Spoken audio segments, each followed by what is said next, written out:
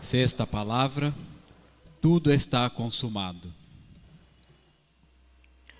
Não era mesmo justo, e ainda continua não sendo, que sofra de sede quem deu tudo, de quem nós temos tudo, quem é o nosso maior benfeitor.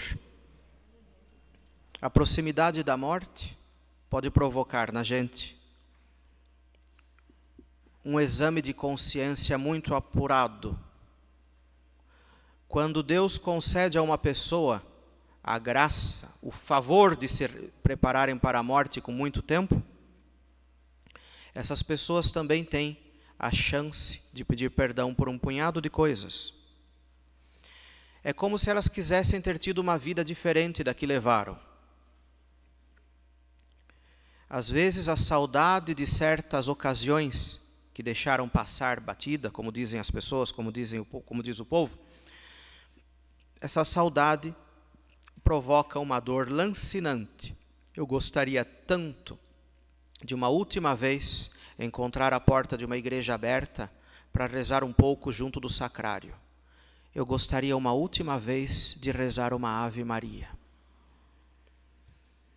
Dentre aquelas muitas pessoas que eu acompanhei até aquela passagem que nós chamamos de morte, havia uma que me era especialmente cara. Tinha passado uma vida muito difícil, fugiu dos comunistas, caiu em Budapeste. De Budapeste não pôde mais sair, porque logo em seguida chegaram os comunistas de novo, e assim por diante. Muito mais tarde só conseguiu fugir e se casar em Viena. E aquela senhora que já era viúva, que era uma pessoa excelente, uma das melhores que eu já conheci. De uma hora para outra, claro, ela escondia porque sabia do que estava sofrendo, caiu doente. Eu a levei, tive que levá-la ao hospital, ela não queria de jeito nenhum. E ali ficou agonizando, por assim dizer, um mês inteiro. E nas últimas 2 semanas, ela já imobilizada, sem voz, Frau Worischek, eu me lembro tanto dela, sem voz e tudo, só com aquele contato e aquela comunicação de olhar. Ela já não tinha mais força nos braços, nas mãos, para fazer o que quer que fosse. E enquanto ela ainda falava, a gente tinha preparado as coisas para ela. Eu a visitava todos os dias. E então ela tinha perto o terço pendurado. Ela tinha rezado o terço muitas vezes na vida inteira, todos os dias e muitas vezes no dia. Ela, naqueles últimos dias, quando eu chegava, me olhava angustiada, a pobrezinha, e tentava fazer um sinal com a mão na direção do terço. Ela queria pegar o terço, mas não tinha mais voz, não dava mais para rezar junto, quer dizer, com a mesma voz. E ela, tentando estender a mão, me indicava que queria o terço. Eu pegava o terço de onde estava pendurado, aquele terço dela, entregava entre os dedinhos quase gelados já que ela tinha.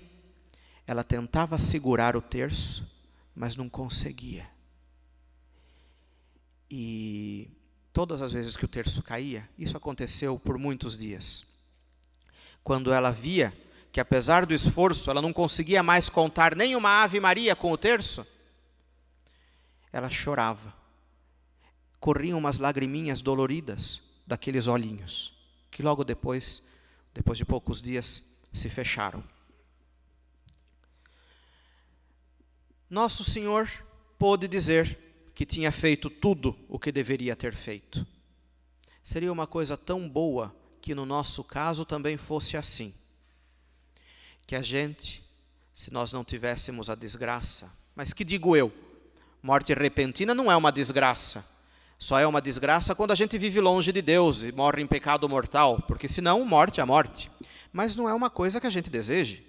A gente deveria pedir a Nosso Senhor que nos livrasse de uma morte repentina, para que a gente pudesse morrer dizendo a Nosso Senhor, eu te amo, e para que a gente pudesse ouvir de Nosso Senhor um consolo e de Nossa Senhora uma carícia. Quando chegar a nossa morte, será que nós fizemos tudo o que deveríamos ter feito? A primeira obrigação nossa são os mandamentos da lei de Deus. Vamos dar uma olhada nisso. E aí vem as primeiras decepções. Depois tem as ocasiões que Nosso Senhor vai dando para a gente, para os bons atos. Atos de misericórdia, como sejam as esmolas das quais eu falava, um copo de água, uma palavra de apoio. E depois tantas outras ocasiões para os atos de piedade. Eu podia ter feito uma hora santa, eu podia ter feito uma genuflexão bem feita, eu podia ter assistido mais uma missa, não precisava ter ido só às missas do domingo. Será que nessa hora da morte, tudo isso me faltando vai me precipitar no desespero? Senhores, agora é momento. As lembranças das nossas boas obras, como nós já dizíamos antes, deveriam servir de consolo para a gente naquela hora. E eu tenho certeza de que aquela senhora que eu assisti, da qual eu falava agora há pouco, Frau Worischek, eu tenho certeza de que ela se lembrava e podia dizer a Jesus: eu gostaria tanto de rezar de novo, mas eu não consigo. Mas eu aproveitei o tempo que eu tive. E Nosso Senhor vai tomar aquela boa vontade que a gente vai ter, como teve também aquela senhora nos últimos momentos, aquela boa vontade que a gente tem naquele momento extremo da morte, como se nós tivéssemos feito. Mas a gente tem que aproveitar agora.